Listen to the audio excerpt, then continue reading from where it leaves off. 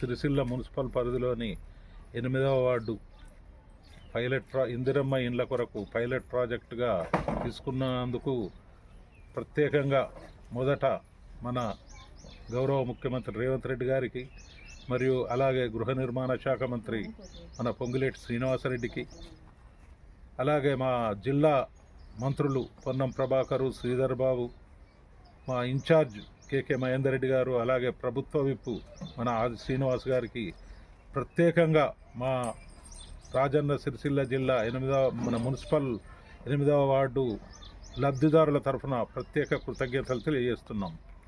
మరి ఏంది అనంటే దీన్ని ప్రత్యేకంగా చొరవ తీసుకొని మా నియోజకవర్గ ఇన్ఛార్జ్ అయినటువంటి కేకే మహేందర్ రెడ్డి గారు దీన్ని పైలట్ ప్రాజెక్టుగా సెలెక్ట్ చేయడంలో తను ఎంతో తోడ్పడినారు.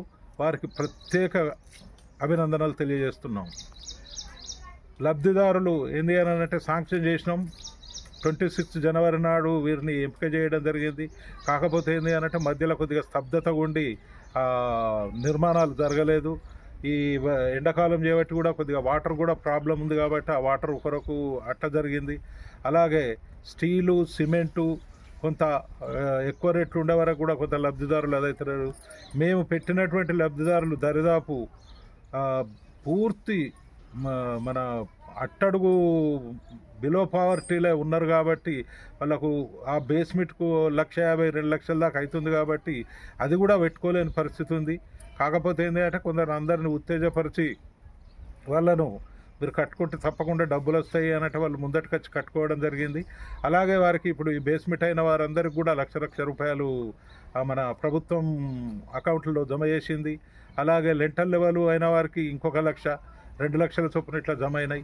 కొన్నేమో స్లాబ్ లెవెల్కి వచ్చినాయి. ఇప్పుడు రేపో ఎల్లుండో అయితే ఒక 2 స్లాబులు కూడా పడే పరిస్థితి ఉంది.